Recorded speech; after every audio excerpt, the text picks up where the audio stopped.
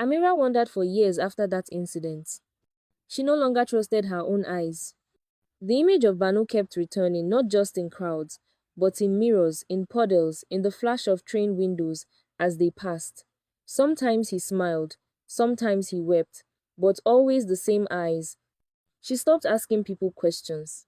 She stopped trying to explain her past, even to herself. By the time she reached the mountain city of Kambin, she had lost track of what year it was, somewhere in the early 2000s, maybe. She no longer counted time in numbers, only in change. The sound of motorbikes, the color of plastic, the height of buildings, the cold taste of factory air. Kambin was quiet, and she liked it that way. High above the clouds, with winding roads and no cameras on every corner. She rented a small home on the hill's edge. Nothing fancy, just enough to hold a mattress, a kettle, and silence.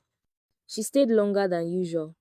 Her body was still perfect, but her mind wasn't.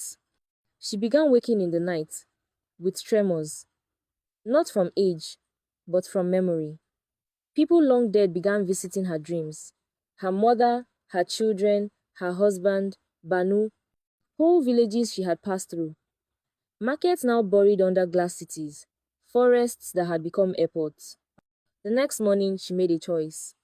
She returned to where it all began. The village of Nika was unrecognizable. Concrete houses had replaced the mud huts. The old market was now a gas station. A metal cell tower stood where the village shrine once sat. Strangers walked past her without a glance. But the hill was still there, the one where she had first been buried. She climbed it in silence. At the top, she stood still for a long time. The wind pressed against her face. She knelt in the same spot where her grave had been. She stood there barefoot, the cold biting her feet, watching the sun rise over the clouds. And she finally spoke. Not to anyone, just to the wind.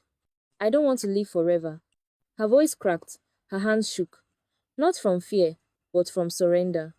This feels like hell on earth. She lay down on that spot for 7 consecutive days, doing the Nimba dance at night used to summon the ancestors. She cried profusely, begging them to come take her. On the 8th day when she returned to Kambili, something strange happened. For the first time in over 300 years, Amira felt tired. Not the kind of tired that came from walking or hunger, but the kind that came from being alive too long. She went back to her home and lay down.